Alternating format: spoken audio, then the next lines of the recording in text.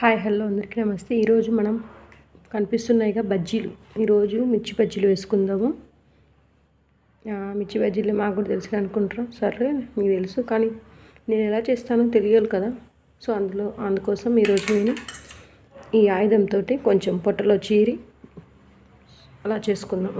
Okay కావాల్సిన పదార్థాలు చూసుకుందాం. సాల్ట్, ఇది సోడా ఉప్పు కొంచెమే వేయాలి, కొంచెం వాము, వాటర్, శనగపిండి. నాకు శనగపిండి అయితే 150 గ్రామ్స్ నాకు సరిపోతుంది, నాకు చాలు.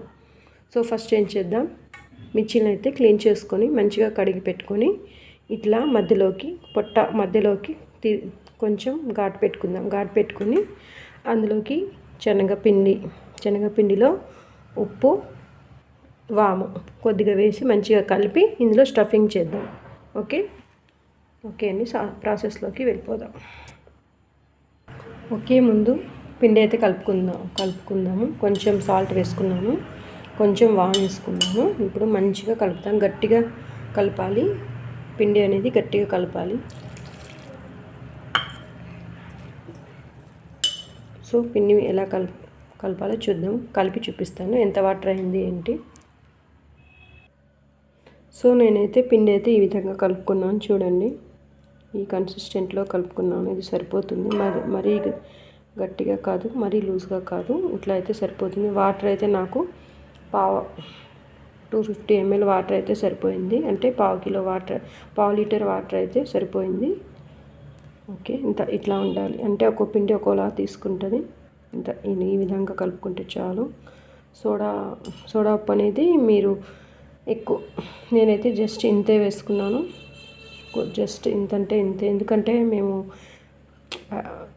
అంత ఎక్కువ సోడా వేసుకోము, కొంచెమే వేసుకుంటాము.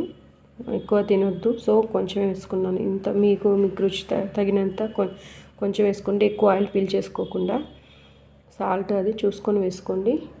ఓకే ఫ్రెండ్స్, ఇప్పుడు ప్రాసెస్లోకి వెళ్ళిపోదాం. అంటే మిగతా ప్రాసెస్లో బజ్జీని ఇంకా పొట్ట కోసి ఆ పౌడర్ అనేది కూరాలన్నమాట. సో కూరినాక చూపిస్తా. సో నేను అన్ని ఇట్లాగా పొట్టలోకి అయితే అంతా కూరుకున్నాను. ఈ పౌడర్ అయితే అదే శనగపిండి, కొంచెం ఉప్పు, కొంచెం వాము. ఇట్లా పెద్ద పొడవు ఎక్కువ ఉంటే మధ్యలోకి ఇట్లా కట్ చేసుకున్నాం. బయట అమ్మే వాళ్ళంటే ఇంత పెద్ద బాండి పెట్టి ఎక్కువ ఆయిల్ వేసుకుంటారు. అసలుకే మనం పీస్ బ్యాచ్, అంత పెద్ద బాండిలో ఈ 4 ఇంత ఆయిల్ వేయాలి. ఇంత పెద్ద మిర్చి కోసం ఇంత పెద్దది పెట్టాలి. సో మనం ఇంట్లో చేసుకుంటాం కాబట్టి కొంచెం ఆయిల్లో మళ్ళీ ఆ ఆయిల్ హీట్ ఎక్కడం వల్ల, ఎక్కువ ఆయిల్ వేయడం వల్ల ఎక్కువ ఆయిల్ అనేది హీట్ అప్ చేసుకోకూడదు. సో అందుకు కొంచెం ఆయిల్లో చిన్నగా బుజ్జిగా వేసుకుందాం, టేస్ట్ మారకుండా వేసుకుందాం. ఓకే, ఇంకా వెళ్ళి ఆయిల్ అయితే పెట్టేద్దాం. ఆయిల్ అయితే కాగుతుందండి, చూడండి, పెట్టేసి వచ్చేసాను. ఆయిల్ కాగుతుంది. పిండి అనేది మంచిగా నానాలి, అంటే మినిమం ఒక 1/2 అవర్ అయినా మంచిగా నానబెడితే మంచిగా పొంగుతుంది అనమాట. సో మీరు అట్లా పిండి అనేది నానబెట్టుకోండి మంచిగా. ముందు పిండి కలిపేసుకోండి, తర్వాత ఈ ప్రాసెస్లోకి వెళ్ళండి. ఈలోపు 1/2 అవర్ అవుతుంది. అవ్వకుంటే అయినాక చూడండి, పిండి నానబెడితే ఇట్లా మంచిగా వస్తాయి అన్నట్టు. తొందరగా పొంగాలంటే మటుకు సోడా ఎక్కువ వేయాలి. సోడా ఎక్కువ వేస్తే ఆయిల్ ఎక్కువ లాగుతుంది, అది మీ ఆప్షన్. సో ఆయిల్ కాగిందో లేదో ఒకసారి చెక్ చేద్దాము.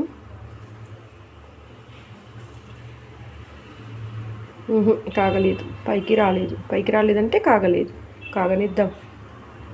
ఇప్పుడు ఇంకోసారి చూద్దాము, ఆయిల్ కాగిందా లేదా. కాగింది, ఇంకోసారి. కాగింది. మరి దగ్గర పోతే ఇట్లా చేతులు కాల్చుకుంటాం. ఓకే, కాగిపోయింది. ఇప్పుడు అయితే బజ్జీలు వేసేసుకుందాం. మంచిగా ఇట్లా మిగతా అన్నీ వేసేసుకుందాం. నాకు ఇక్కడ ప్లేస్ తక్కువ ఉంది, సో ఇట్లా క్లియర్గా కిచెన్ దగ్గర ప్లేస్ తక్కువ ఉందన్నమాట. ఏమైనా తేడా వస్తే పిండి మొత్తం షింక్లో పడుతుంది అనమాట, లేకపోతే మొహం మీద పడుతుంది.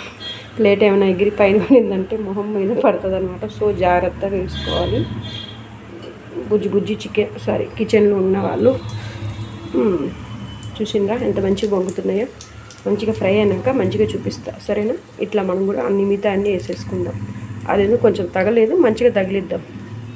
సో చూడండి, నేనైతే డిష్ అవుట్ చేసేసాను. మా బజ్జీలు ఎంత అంటే లడ్డు వచ్చినాయి చూపిస్తాను. ఇదేమో కొద్దిగా చేగుడు కడుక్కోలేదు, అంటే వేడివేడిగా చూపెట్టాలని. ఓకే, కడుక్కుందాం, అందుకని మంచిది. ఓకే అండి, చూడండి, ఇదేమో కొంచెం పిండి ఒకటే, కానీ మనం వేరియేషన్ చూడండి. ఇది ఫస్ట్ కలిపినప్పుడు ఇట్లా వేసాను, తర్వాత ఈ రెండు ముందు. ఓకే, తర్వాత కొంచెం మీకు వేరియేషన్ చూపించాలని కొంచెం సోడా, ఇంకొంచెం అందులోనే అదే పిండి, వాటర్ ఏమొద్దు, ఇంకొంచెం సోడా ఎక్కువ కలిపి ఇంకొంచెం లా వచ్చింది.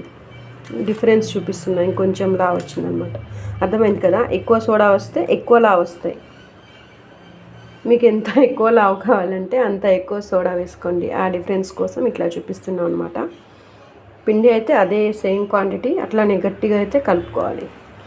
ఏదైనా పిండిలో ఉంటుంది. సో నేను పిండిని అయితే ఏం చేయలేదు, అట్లాగే వేసుకున్నాను. కావాలంటే చూడండి, అట్లాగే వేస్తా. ఇట్లా ఉంచి